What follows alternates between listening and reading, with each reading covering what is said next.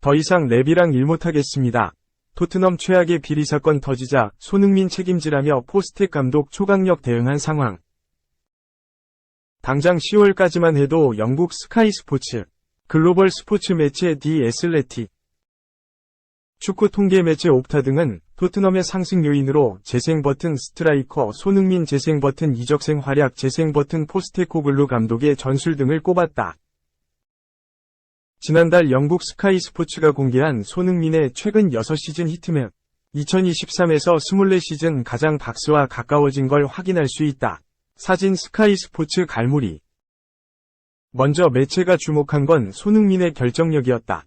그는 통계상으로도 뛰어난 골 결정력을 자랑한 선수 중 하나다. 옵타는 지난달 초, 지난 6번이 EPL 시즌에서 지속적으로 기대 득점, XG 득점할 확률 혹은 총합 이상 골을 넣은 건 손흥민뿐이다. 그는 XG 대비 23골을 더 넣었다. 면서 그의 탁월한 결정력을 조명했다. 영국 스카이 스포츠 역시 손흥민의 전반기 활약에 대해 손흥민의 역할이 완전히 달라졌다. 그는 여전히 빠르지만 30대에 접어들며 중앙으로 이동할 준비가 됐다. 양발 슈팅에 능한 손흥민 같은 선수들에게 자연스러운 진화 과정이라고 설명하기도 했다. 다만 손흥민의 활약이 더욱 빛날 수 있던 요인으로는 이적생 메디슨 판더 펜 굴리엘모 비카리오의 합류 역시 언급된다. 메디슨은 올 시즌 부상으로 이탈하기 전까지 리그 11경기에서 3골 5도움을 기록하며 맹활약했다.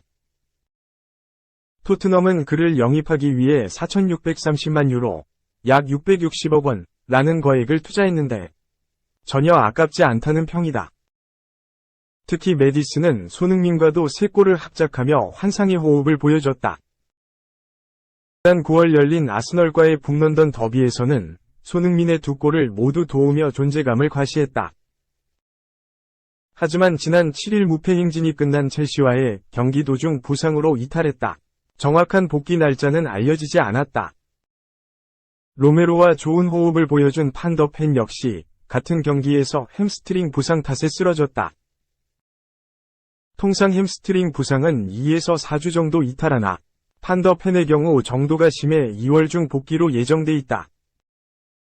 판더 펜과 로메로, 퇴장가 빠지자 토트넘은 벤 데이비스, 에릭 다이어, 에메르송 로얄로 중앙 수비진을 꾸렸지만 결과는 매 경기 실점으로 이어졌다.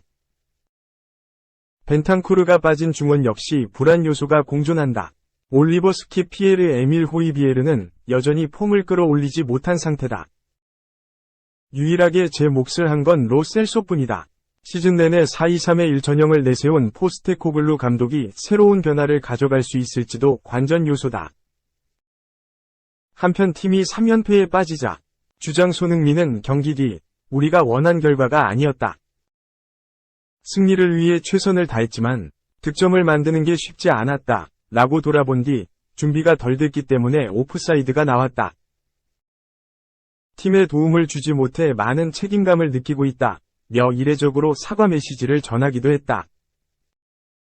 당시 손흥민은 3번이나 골망을 흔들었으나 모두 오프사이드로 취소돼 아쉬움을 삼켰다. 2. 프리킥 2골 헌납 오른쪽 화살표 수비 와르르 메뉴. 갈라타사라이 원정에서 3에서 3무승부조 최하위 유지. 맨체스터 유나이티드, 이하 메뉴. 갓 튀르키예 원정에서 2에서 0의 리드를 지키지 못하면서 갈라타사라이와 3에서 3무승부를 거뒀다. 맨유는 30일 오전 2시 45분, 한국 시간, 튀르키예 이스탄불의 람스파크에서 열린 2023-24 유럽축구연맹, 우에파, 챔피언스리그, UCL, 조별리그 A조 5라운드에서 갈라타사라이 SK와 3에서 3으로 비겼다. 원정팀 맨유는 4-2-3-1 포메이션을 가동했다. 오나나가 골문을 지켰고 쇼 린델로프 맥과이어 완 비사카가 400을 구축했다. 미드필더진 3선에는 암라바트 맥토미니, 2선에는 가르나초 페르난데스 안토니가 위치했고 최전방원 톱에는 호일룬이 나섰다. 홈팀 갈라타사라이 역시 4-2-3-1 포메이션을 꺼내들었다. 무슬레라가 골문을 지켰고 앙헤리뇨 바르다치 아이안 보이가 400을 구축했다. 미드필더진 3선에는 음돔벨레 토레이라, 2선에는 자아 메르턴스 지에으가 위치했고 최전방 원톱에는 이카르디가 나섰다. 맨유는 전반 초반 먼저 선제골을 터뜨리며 앞서 나갔다. 전반 11분 맨유는 패스를 주고받으면서 연계 플레이를 통해 페널티 박스 안으로 진입했다. 이어 페르난데스가 왼쪽에 비어있던 가르나초에게 연결했고 가르나초가 왼발 슈팅으로 마무리하며 1에서 0 리드를 잡았다. 이후 맨유는 추가골까지 터뜨리며 2골 차로 도망갔다. 전반 18분 페르난데스가 왼쪽 측면에서부터 드리블 돌파를 통해 페널티 박스 앞까지 접근했고 공간이 열리자 곧바로 강력한 오른발 슈팅을 시도했다.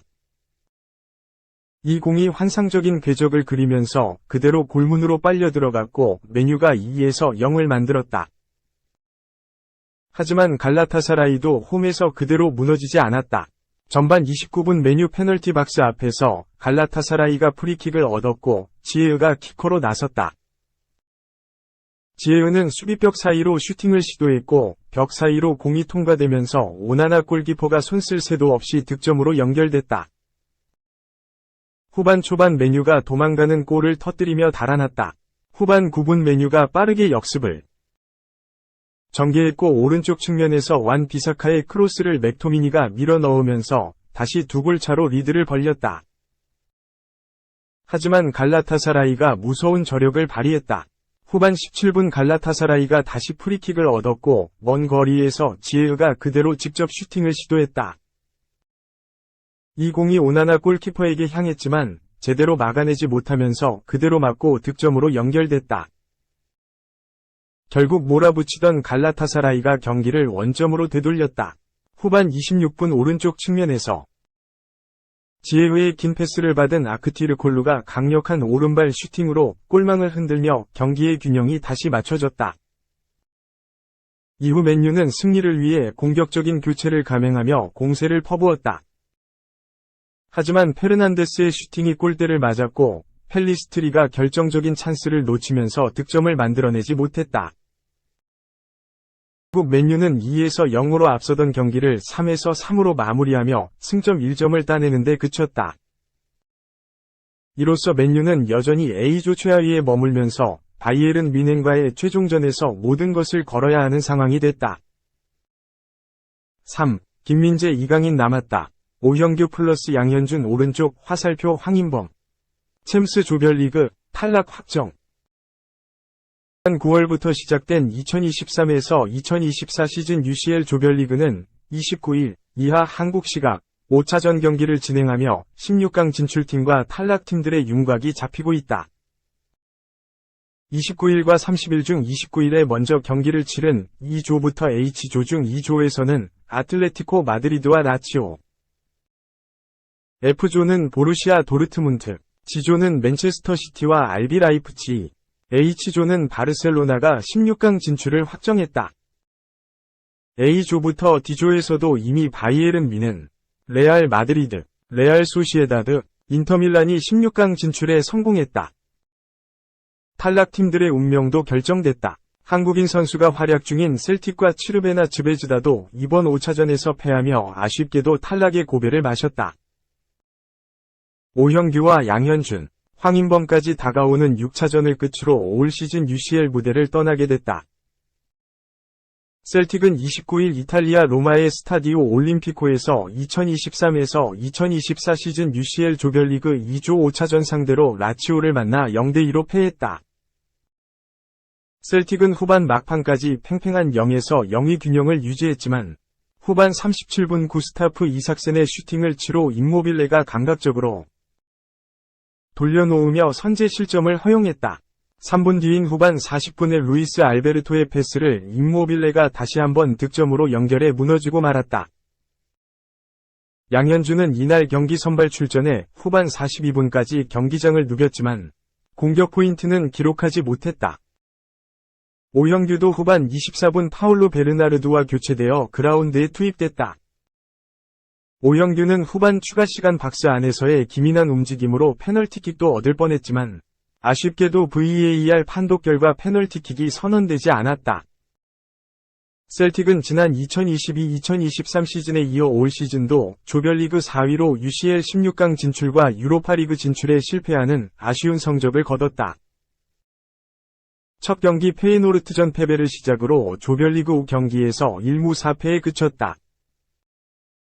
오형규와 양현주는 14일 페이노르트전을 끝으로 UCL 무대 데뷔 시즌을 마무리한다. 황인범 소속팀 즈베즈다도 탈락 위기를 넘기지 못했다. 즈베즈다는 29일 스위스 베른의 스타디온 방크도르프에서 열린 영보이스와의 5차전 경기에서 0대2로 패했다. 즈베즈다는 6차전에서 승리하면 승점 4로 영보이스, 승점 4와 승점 동률을 이룰 수 있지만 승자승에서 1무 1패로 밀려 유로파리그 진출도 무산됐다. 즈베즈다는 전반 8분 코스타 네델리코비치의 자책골과 전반 29분 루인 블럼에게 실점을 허용하며 초반부터 경기 주도권을 내줬고 경기 막판까지 만회골도 터뜨리지 못했다. 황인범만은 영보이스를 상대로 후반 44분까지 고군분투했다. 89분을 소화하며 기회 창출 2회, 슈팅 4회, 롱패스 성공 5회, 공소유권 회복 8회 등 안정적인 기량을 선보였다.